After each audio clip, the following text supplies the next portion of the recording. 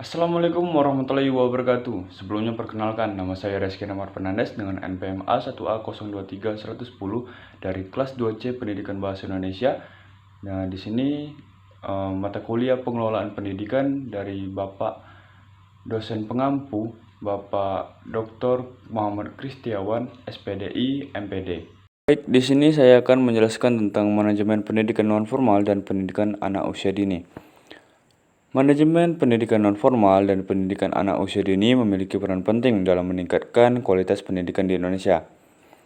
Pendidikan nonformal yang dilakukan di luar sistem pendidikan formal dapat membantu meningkatkan akses pendidikan, khususnya bagi anak-anak yang tidak memiliki kesempatan untuk mengikuti pendidikan formal.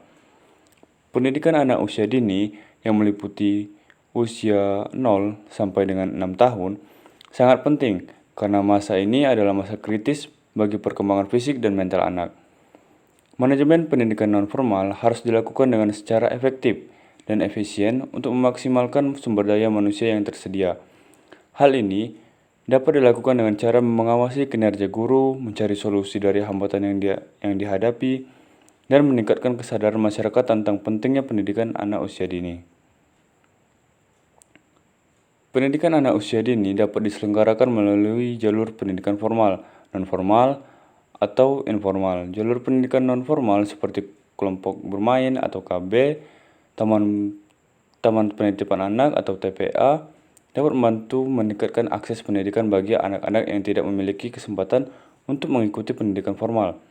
Jalur pendidikan informal seperti pendidikan keluarga atau pendidikan yang diselenggarakan oleh lingkungan juga dapat membantu dalam pengembangan anak. Dalam manajemen pendidikan nonformal dan pendidikan anak usia dini, peran masyarakat sangat penting. Masyarakat harus berpartisipasi aktif dalam pendidikan anak usia dini melalui pendidikan keluarga dan pendidikan yang diselenggarakan oleh lingkungan. Dengan demikian, pendidikan anak usia dini dapat menjadi lebih efektif dan efisien dalam meningkatkan kualitas pendidikan di Indonesia. Manajemen pendidikan nonformal dan PAUD memiliki fokus dan cakupan yang berbeda dengan manajemen pada pendidikan formal. Berikut adalah beberapa aspek yang dikelola dalam pendidikan nonformal dan PAUD. Pendidikan nonformal yang pertama adalah perencanaan, yaitu menyusun rencana program pendidikan yang sesuai dengan tujuan, sasaran, dan kebutuhan peserta didik.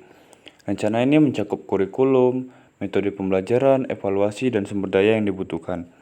Kemudian, yang kedua adalah pengorganisasian, yaitu membentuk struktur organisasi yang efektif dan efisien untuk melaksanakan program pendidikan. Struktur ini meliputi personel, pembagian tugas, dan jalur komunikasi. Yang ketiga, yaitu pelaksanaan, yaitu melaksanakan program pendidikan sesuai dengan rencana yang telah disusun.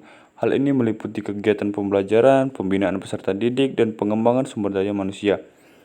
Yang keempat, itu adalah pemantauan dan evaluasi, yaitu melakukan pemantauan dan evaluasi terhadap pelaksanaan program pendidikan untuk memastikan efektivitas dan efisiensi program. Hasil evaluasi digunakan untuk menyempurnakan program di masa yang akan datang. Kemudian ada pembiayaan, yaitu mengelola sumber daya keuangan yang digunakan untuk membiayai program pendidikan. Sumber pembiayaan dapat berasal dari pemerintah, masyarakat, atau swadaya. Kemudian ada kerjasama, yaitu membangun kerjasama dengan berbagai pihak, seperti pemerintah, lembaga swadaya masyarakat, dan dunia usaha, untuk mendukung pelaksanaan program pendidikan. Kemudian, di pendidikan anak usia dini atau PAUD, itu memiliki yang pertama, kurikulum, yaitu mengembangkan kurikulum PAUD yang sesuai dengan karakteristik dan kebutuhan anak usia dini. Kurikulum ini berfokus pada pengembangan aspek fisik, motorik, kognitif, sosial, emosional, dan bahasa anak. Yang kedua adalah pembelajaran, yaitu melaksanakan kegiatan pembelajaran yang kreatif, inovatif, dan menyenangkan untuk anak usia dini.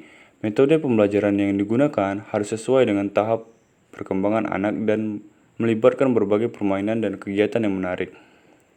Yang ketiga, yaitu pengasuhan, yaitu memberikan pengasuhan yang penuh kasih sayang dan perhatian kepada anak usia dini. Pengasuhan ini membantu anak merasa aman, nyaman, dan dicintai. Yang keempat, yaitu kesehatan, adalah menjaga kesehatan dan kebersihan anak usia dini melalui berbagai upaya, seperti pemeriksaan kesehatan, pemberian makanan bergizi, dan penyediaan lingkungan yang sehat. Kemudian, ada keterlibatan orang tua, yaitu melibatkan orang tua dalam proses pendidikan anak usia dini. Orang tua perlu diberikan informasi dan edukasi tentang pentingnya pendidikan anak usia dini dan bagaimana mereka dapat mendukung perkembangan anak di rumah. Kemudian ada pengembangan lembaga, yaitu mengembangkan lembaga PAUD yang berkualitas dan kondusif untuk anak usia dini. Hal ini meliputi penyediaan sarana dan prasarana yang memadai, serta pengembangan kompetensi pendidik dan tenaga kependidikan. Selanjutnya adalah tujuan pendidikan non-formal. Tujuan dari pendidikan non-formal adalah memberikan pendidikan dalam jangka waktu yang sangat singkat, yang berorientasi pada bidang keterampilan, serta mengembangkan potensi peserta didik dengan penekanan pada penguasaan pengetahuan dan keterampilan fungsional, serta pengembangan sikap dan kepribadian profesional. Selanjutnya adalah manfaat pendidikan non-formal, yaitu meningkatkan keterampilan fungsional. Terus yang kedua adalah mengembangkan kesempatan untuk pendidikan. Yang ketiga adalah meningkatkan kualitas hidup.